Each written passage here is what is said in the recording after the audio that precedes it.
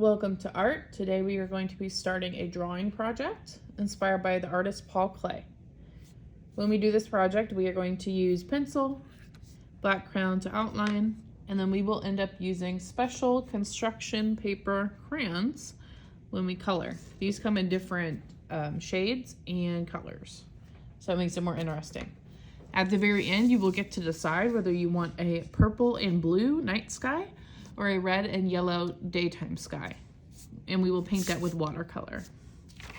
So to get started here, our first step today is going to be to draw in pencil. I have some crayon on this paper, but we are just starting with pencil.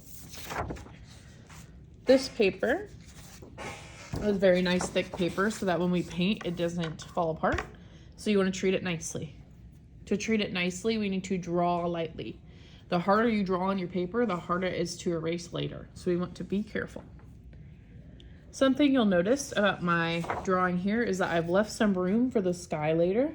So you don't want to go all the way up to the top. I also have different lines going on here.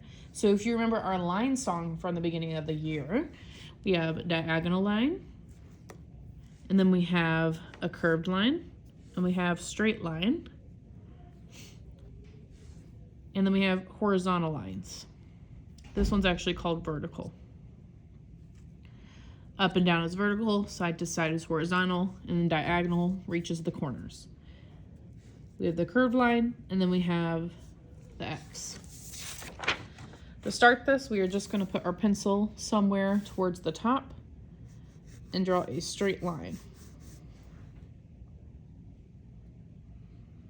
After we do that, we're going to bring this down all the way to the bottom of the paper.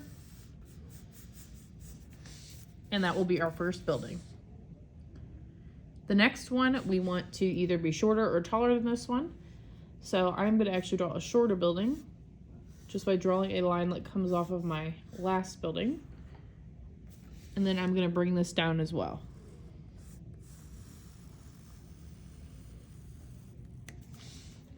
Now I have two buildings. We don't want to make these too skinny or we're going to have to do a lot of coloring because we'll have a lot of different colors in each different building. So we want to make sure we're making our buildings kind of wide. Let's bring the next one up. So we're going to start at the corner right here and go up.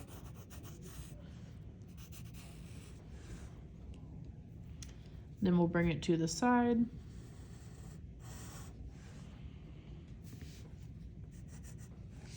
And we'll bring it all the way back down. Something else you'll notice is all my buildings are connected.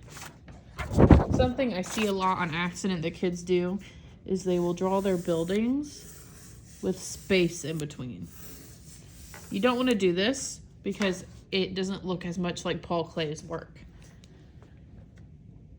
So you want to make sure you are connecting your buildings. My next one will be shorter. Gonna start right here. Bring it all the way down. And then we have one more. And just like when we started, we're just gonna let that line meet the side of the paper. Now that we have all of our buildings drawn, we need to draw the lines inside of each building that are horizontal. This will give us spaces to work in. So we'll do like 3 lines per building. 1, 2, 3. Do 2 in this one. 1, 2, 3. 1, 2. 1, 2, 3. You also don't want to draw a ton of these lines because inside of each line, we're going to try and draw a design. And the more boxes you add, the more designs you'll have to add. And we don't want to take forever to create our project. So again, here are some of the lines you can use. We have vertical, diagonal, we have X, we have a curved line, and then I also saw I like to do a triangle sometimes. We can also add those triangles at the top if we want roofs. You do not have to add roofs, but you can if you want. Then I'm going to start drawing lines inside my boxes. You'll also notice that I don't put a line in every box. For example, this is just a rectangle right here. This is just a square. So some of them you can leave blank. Let's start with a diagonal line here. You can add whatever lines wherever you'd like. In fact, I'd like you to come up with your own so that yours does not look exactly the same as mine, because then it gets kind of boring. So maybe you'll do a different line. I'll do a curved line down here. Triangle here. You'll notice I left this one blank and this one down here just to save me some time. Maybe another diagonal. Do an X.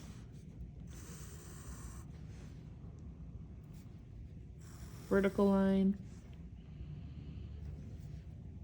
Another arch. Another X. I think I'll do an arch down here.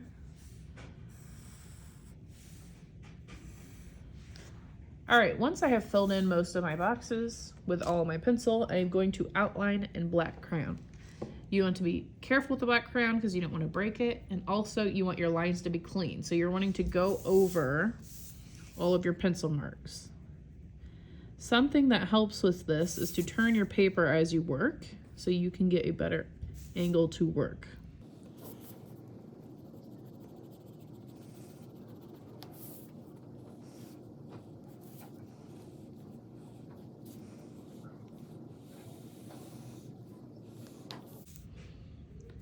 I am trying my best to cover my pencil lines so they don't show up later.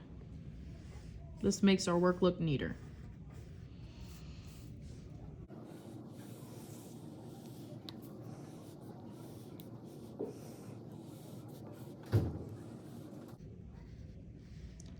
Now you will see I accidentally went out of the line there, so I'm going to use my pencil eraser, so it's a small eraser.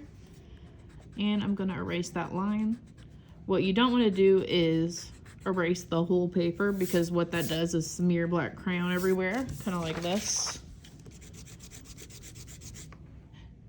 Okay, it kind of messes up your lines and makes them crazy. So you are only erasing where the pencil is.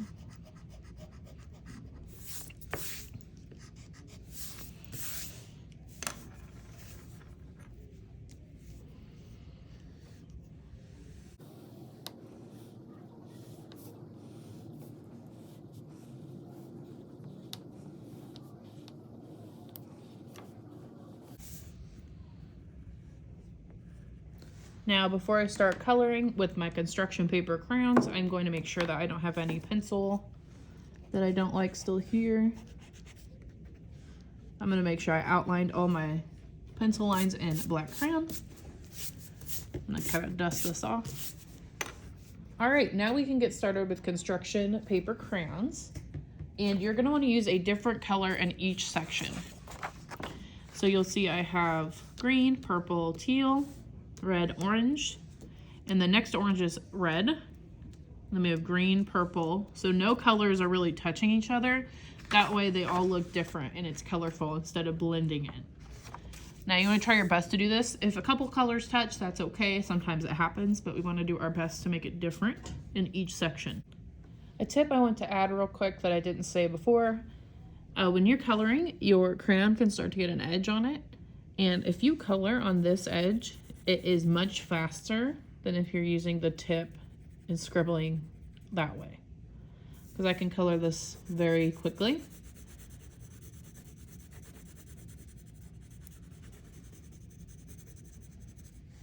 Versus taking the whole time to color it on the very tip of the crayon. So I'm gonna start right here with orange. And something I like to do is just color up and down in a straight line. It makes the coloring nice and neat.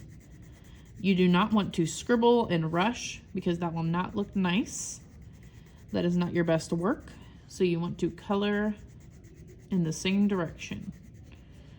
Now you will see, I think a piece of black crayon was on my paper and it smeared a little bit. I'm gonna try and fix that.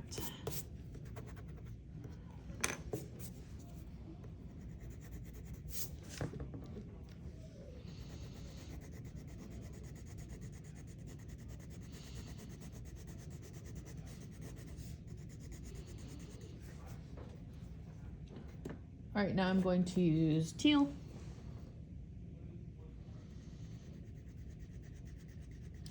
When you're using light colors, it can be easy to smear the background sometimes. So if you're using light orange or yellow, just be careful.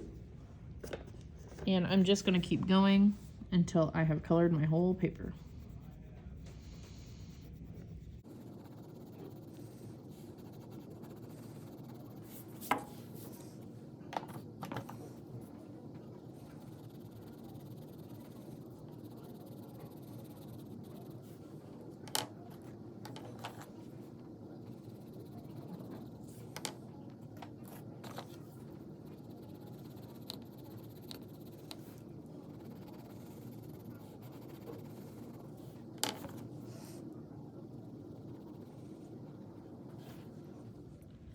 Again, you want to remember that when you are coloring inside a section, you're doing each section a different color. So for example, this triangle and this triangle are gonna be yellow, but I would not want to do yellow here. I'm gonna do different colors just to make it more interesting.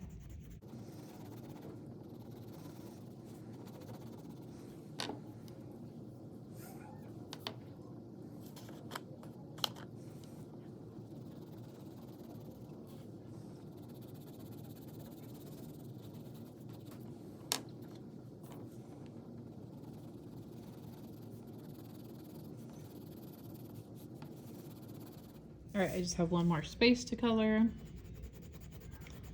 And I'm gonna make sure my coloring looks super nice. If I have a lot of white spaces somewhere, I'm going to go back over it.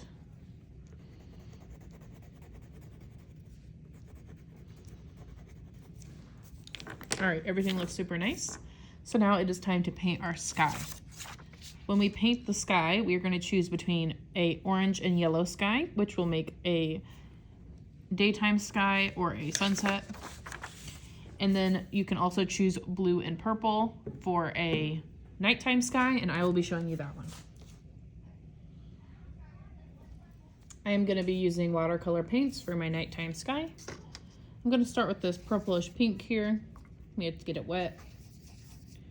Then we can start painting. Now crayon works well to repel watercolor, so it won't get on your buildings, but you still don't want to smear it everywhere. You want to be careful. Kind of spread this out. And I'm going to add some blue.